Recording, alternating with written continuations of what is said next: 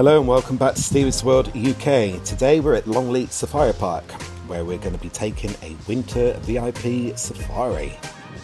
Stay tuned at the end of the video where we'll be giving you details of how you can book this particular VIP experience, how much it costs, what it entails, and most of all, is it worth it?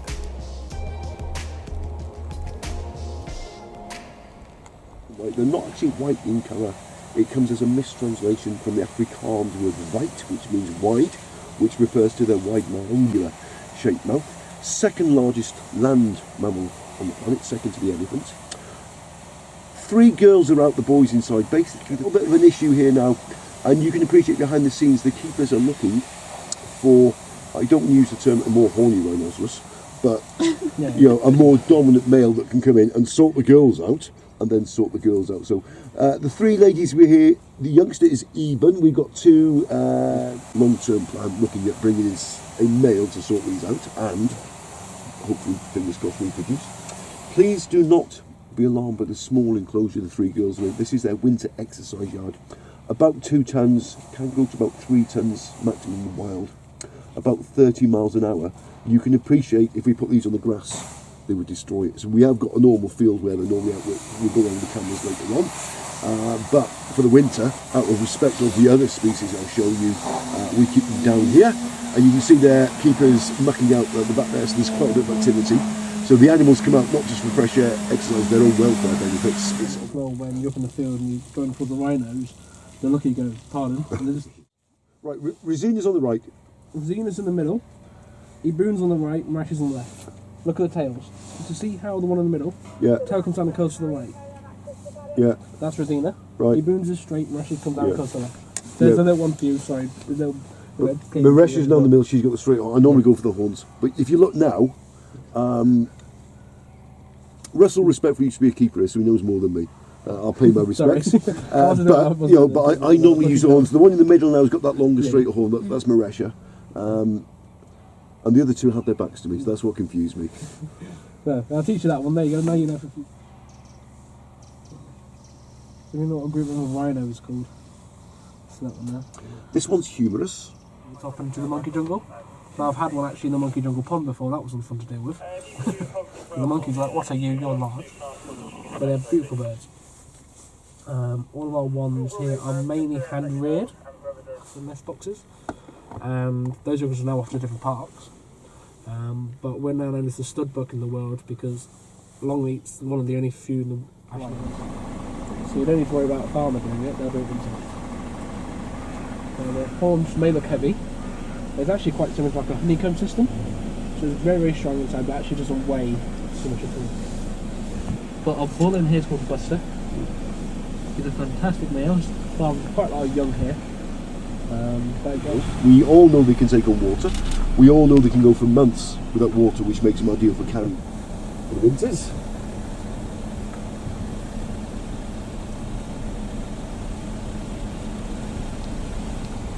Camels don't really move any. It's not that cold or wet today, but on a cold, wet day, they will hang around the gates here, which is their way of politely asking the keepers, "Man, it's wet, can we come in, please?"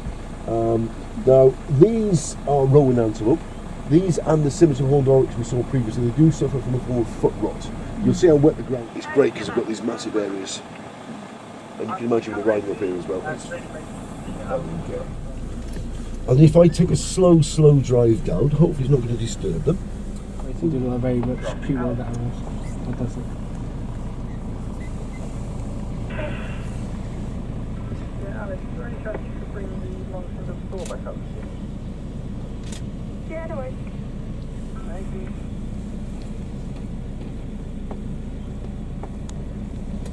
Where they will cuddle them. Quite often we'll see them walking around with mums clinging onto their bellies. They're very sociable. They can get out, but they tend to spend more time and effort getting back in than they did getting out, so it's quite clever. Yeah. And the keepers just stand back and watch them.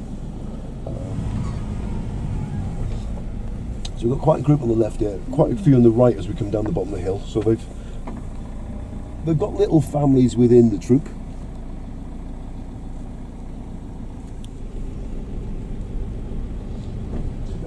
Quite dry, but here we go.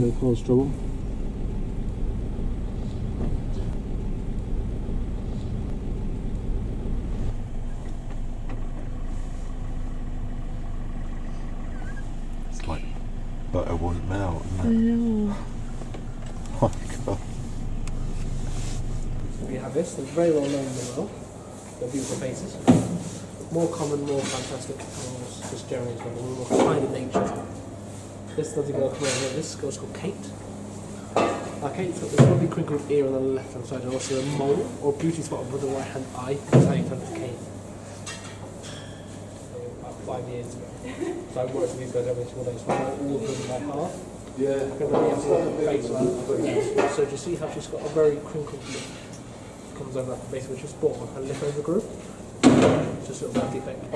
When I ever come out with the girls into this main house here, main reason being, it's very much like a guy in a life that can't stop himself from the girls. He just doesn't know how to stop. So we give the girls a nice break away from him.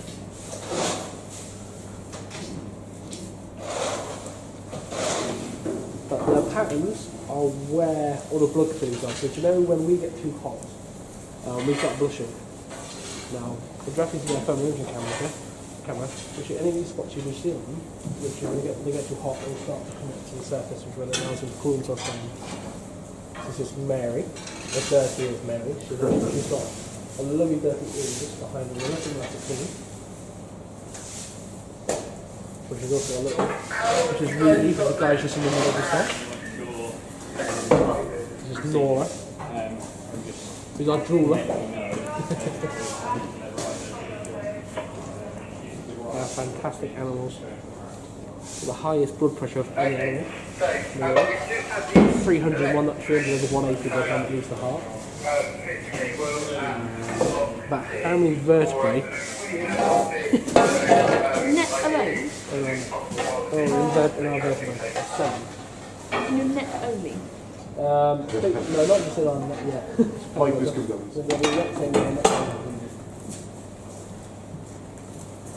Just put it in the spotlight. Got a purpley blue tongue and allows. They eat stinging things, don't they? Yeah, they eat stinging nettles, they eat thistles, everything like that. They also eat acacia trees, which are the very, very large spikes. And the reason why they do eat that is because it's the best food alternative in Africa for them. So if you ever do eat that, again, the saliva is so strong, it actually makes the form be something. So I'll just stand forward a little bit. High pipe up. Yeah, go for us. Yeah. Various favourites, sweet potato. This morning. So these are ringed-tailed lemurs for obvious reasons. Depending which documentary you watch, there's between 1,803 different species and subspecies, so the scientists are still arguing. We have got a brown lemur as well, Ida. Within the ringtail we've got 9 at the moment. We do separate them. They're all family, but like families you can appreciate, we do have a little squabbles and bickers, so the groupings as the mood changes. But by all means guys, if you want to get a little bit closer. Yeah, they're staying out a little bit longer today with the lack of the wind, so it's quite convenient for us guys. Although as I say that, it picks up.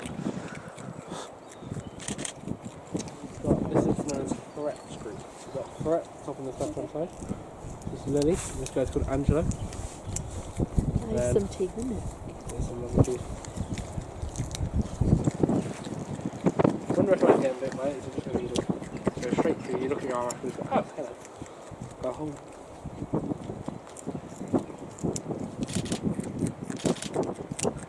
Well, me or the lemurs. Well.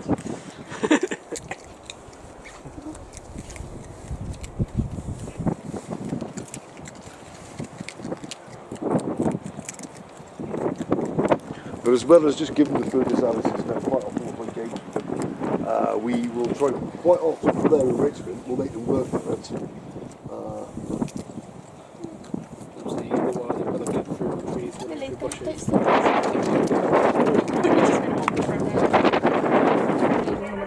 Have the last pieces. Okay, yeah, ASAP.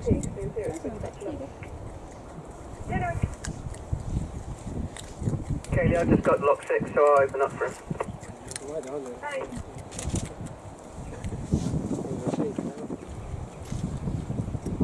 The stance we've got at the base there now, that white patch on their belly is like a solar panel, and they will absorb the heat. So even though it's milder than it has been recently, now the sun's out. Oh, well, fair to bit of carrot then. Last resorts.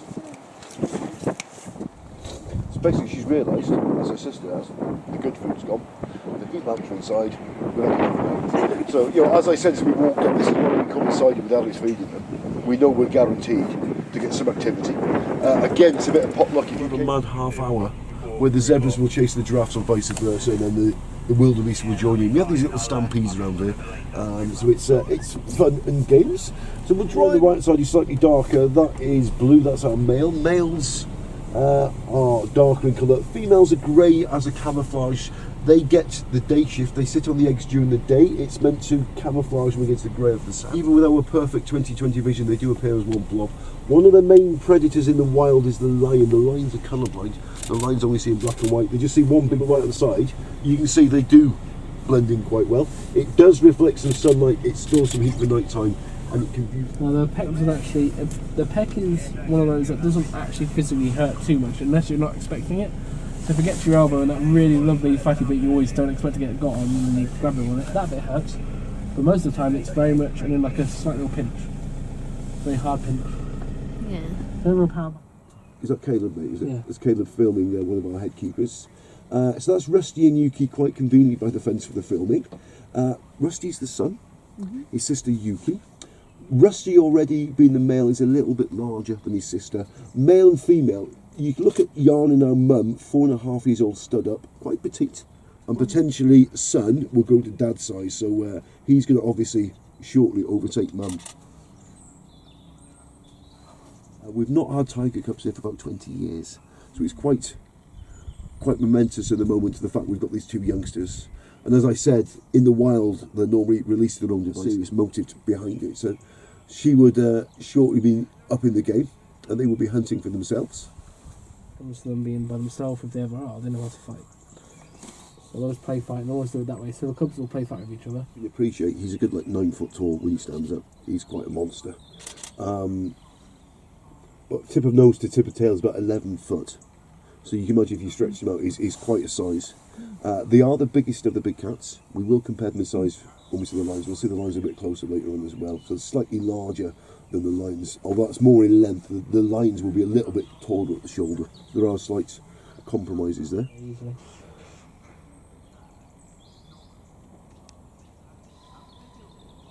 Obviously, if you work with animals long enough, they're one of those that you generally get so used to them, you can see who's who rather than having to second guess yourself. Plus they've all got different personalities. I call this the naughty step on the left hand side. The keepers at their discretion don't have to let all the lions out at the same time. One of the girls is wandering down. Asian tigers. Any volunteers for a belly rub? You're not. No, don't fancy it. Activity level. They normally would spend 18 or 20 hours a day sleeping, resting or relaxing. Quite often in lots of, we'll see them a little bit more active this time of year. So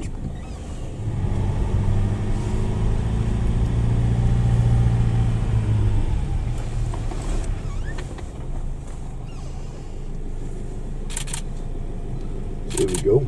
So big boy's wandering over as well. So this is known as Kink and Co, in case you're wondering the group name. So this girl coming past us now. He's named Kink on the tail. Kink is quite majestic and posing nicely for you here. So Klaus and Simba are half brothers. They were both born in 2011. Klaus here is slightly older, he's 6 months older. He's more dominant. Being the more dominant one, he has more hormones, more testosterone, which gives him a darker mane, which the ladies find more attractive.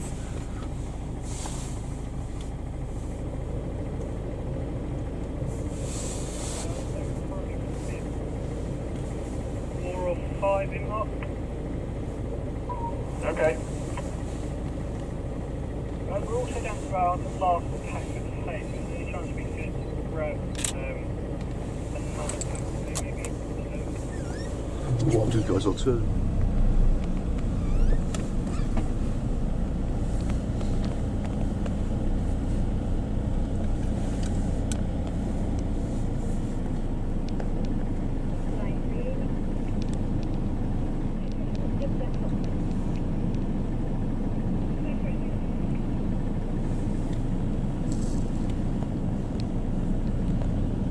there's a smell, there's a taste, there's a texture again to it, so they can play with them. And quite often it's hilarious. We will see the lions running around with the Christmas tree in its mouth. We've done things like we had footballs out here for the World Cup, and in the summer we'll make ice blocks for them.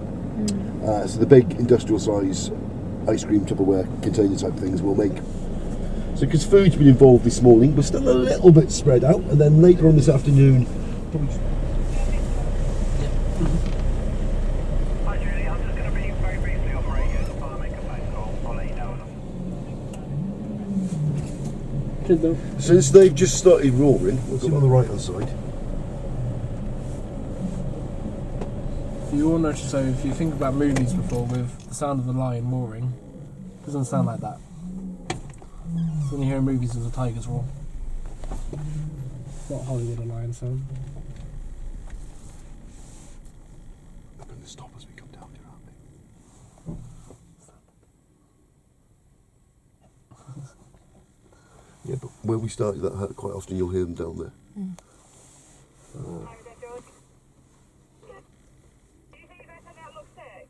That's it. Right, we'll go find the second bride.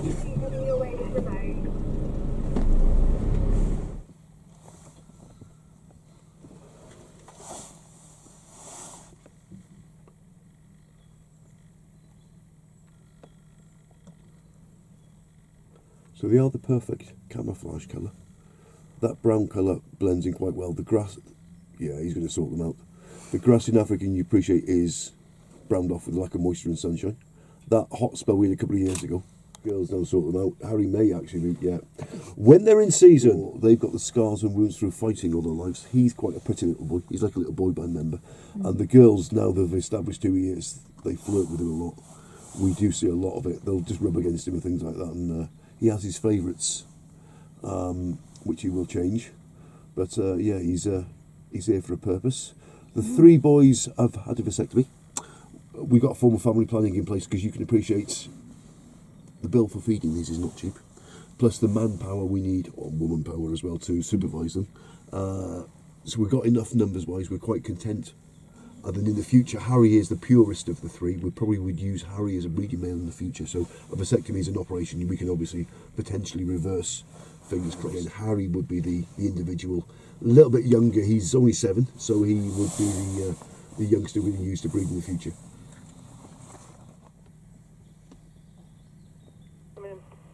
Have a look, five, Mike.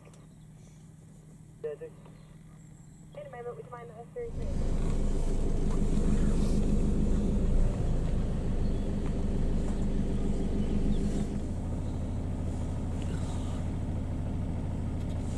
So the aspiration, and it's not born off yet, she's been here now probably just over 3 months. They've been out together for about 2 months. Unfortunately, this is how they normally are. There's normally a good 50 metres between them. So quite a few youngsters I've shown you already. We've been quite successful in other departments. It's going to take time, it's not a problem.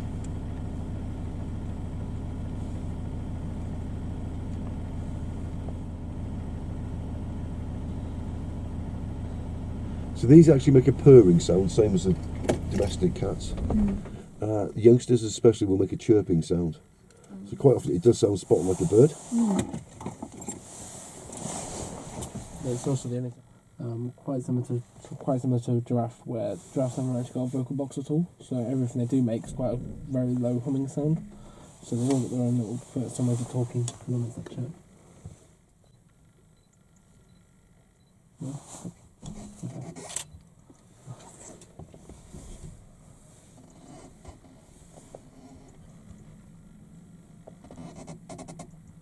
She's fed off with the fact there's no engine That sound. look she gives you. She's quite fed off with the fact there's no engine sound out by the looks of it. She's like, how are you moving forward? There's no sound. The other side of this fence on the right hand side. Rachel, because she's fairly new here, she's been exploring, and she normally is wandering up and down the fence line on the right.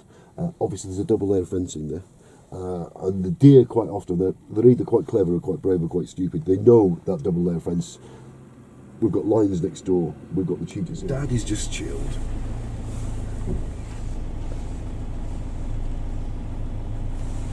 I'm just now here. both very cute boys. Yeah. And also a lot of documentaries do, so they're very much famed in the world for being the scavengers and also the thieves. Yeah. Whereas in actual fact, they're very much a predator in their own right. They're actually very, very powerful animals. But again, when you number in a group of maybe 100 compared to a group of 10 to 15 lions, it's easier to go steal a kill than it is to get your own kill.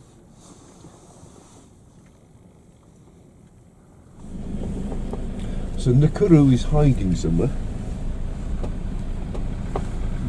Quite often in this little shelter, Caleb drove forward in reverse, so I doubt there's anything in there. I think we will stop there. Last year's year younger than the previous years, but size-wise, they've now reached that stage this last month or so where they're now virtually indivisible. They're the same size, so it's quite hard to tell. The young pups we've had, these now we placed in January this time last year into a form of semi-retirement.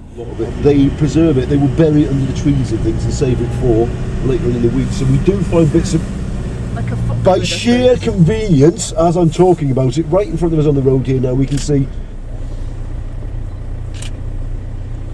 and conveniently, we can get a lot closer as well. So Mega May, where's he gone? Yeah, so let's just go off that He's way. coming back. Hey Django. Nice look. Yeah. Jaw strength 2.5 times more powerful than Alsatian. So yeah, we respect their jaw strength. So we are literally surrounded by the pack. Is he going to hide that? He's looking for something to hide it, you can see though. No, they're very clever with the caches. You literally see them, if they ever do it in front of you, is you'll bury it and then cover the hole back up and completely submerge it again so no one knows it's there. And so do. He started digging, has he? Yeah. Yeah, he started cache up there. Sorry? Mum's in there. So you will see a slight size difference. See some of the smaller ones here on the right. Yeah. Obviously last year's litter. So there is a slight size difference. Just to contradict what I said before, it is getting a pain to identify the two different years.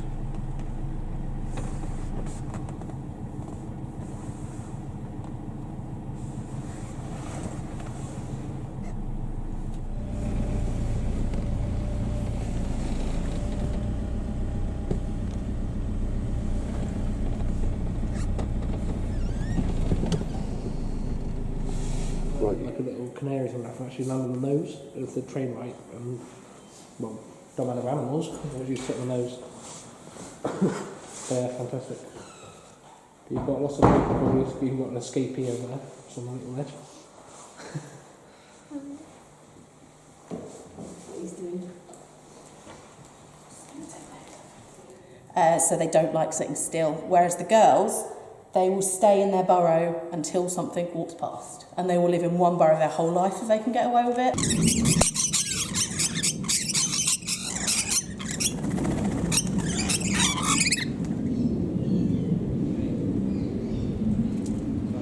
Think about it. You guys having fun? What do we do? Yeah. Amazing. Love it. You know what koalas eat? You know what this stuff is? Eucalyptus. Yeah. You see that there's various different types here. So there's this crazy looking one. And there's this one here. There's 800 different types. So it's, when people say they just eat eucalyptus, that's a bit of a... Takes some serious digesting, doesn't it? Absolutely. That's exactly what's going on. So people, what they think is they've got one of the only animals with two thumbs. You know, like that's how they grip.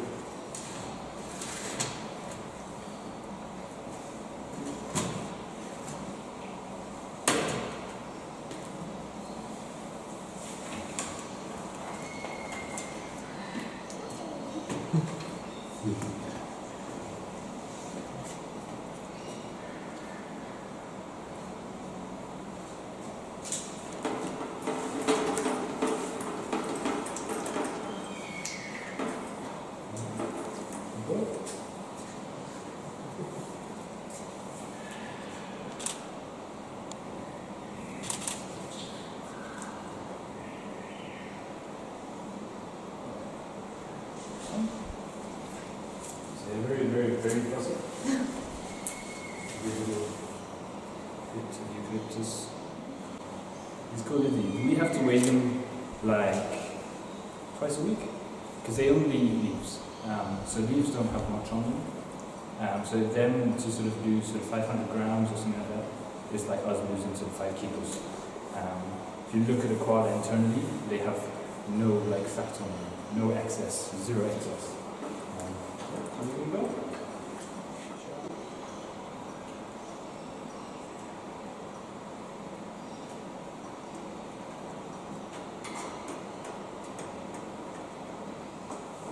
A long time now.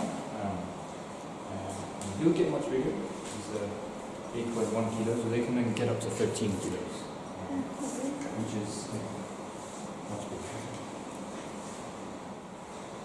Yeah, very cool, interesting animals. If you were like a koala, now your stomach is like this big. To deal with all of this business, it's sort of that big to go through, which is crazy. So that's why they don't weigh them much. They can really little. Like if they really want to, they can jump and they can like run quickly. They have basically their metabolism going really slow, like 20 or 16 to 20 respiratory rates per minute. So we get like those. We get really low. As you can see, we're very lucky because we're the only collection that has southern koalas. We've got 2 keepers at the moment, which are out in Australia. Have you? Yeah, like helping out a bit. Yeah. To the keepers helping out a little bit because they're very sensitive animals. Very sensitive. Yeah. Very delicate, as I said. We don't like to say that there's certain animals which are a bit more difficult or easy or whatever to so it's one of those. But they've got patches, so they're not supposed sort of a diamond shape. So it depends on where you. It just depends usually. So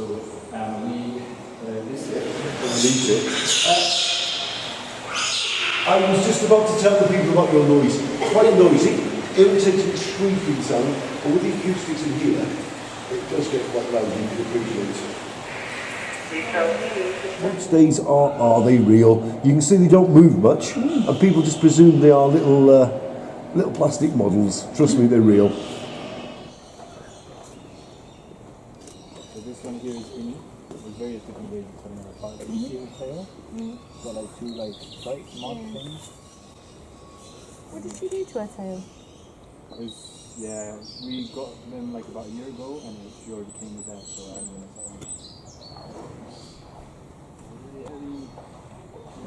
Oh, no, you lost it. What are you looking for?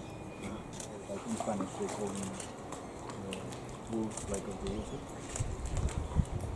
Yeah, we keep quite close to them. Yeah. We're not allowed any of them.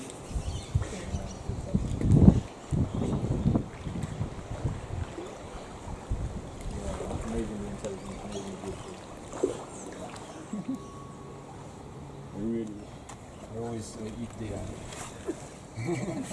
they always eat the head first.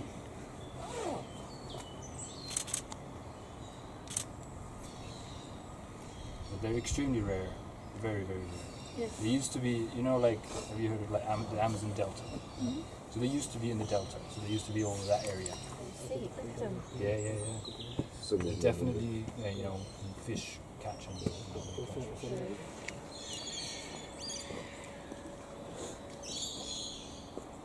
There's a million facts like you said. So again, we had the conversation with the lorikeets. Quite a few species do get incorrectly named. These are actually category 1. These are in the same classification as the lions and tigers. Being anteaters, you can appreciate they would break it into the termite mounds. If you look at the claws Mum's showing off with now, you can appreciate them claws will do a bit of damage. And a termite mound is like concrete, it's like hardened mud.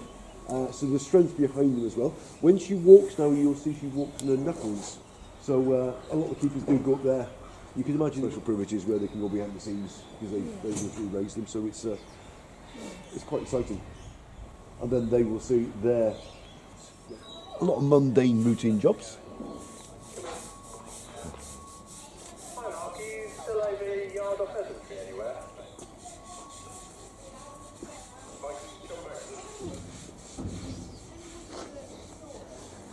Right, I'll show you the other porcupines. They can make a sound like a rattlesnake, which is quite dangerous, which scares things off. Like a peacock, they can expand their quills out bigger than you go away. The way they kill lions, they don't have a fight with them and rip their heads off. You can get a good whiff of them. Yeah. Forgive my pronunciation. I'm not as noisy either as the ones as But we've had these for a while, so most people recognise these. We've had these for years, and obviously, as Chris said, the two giants have been here now. February, so it's 11 months we've been doing the two ones. So most people recognise them. Yeah.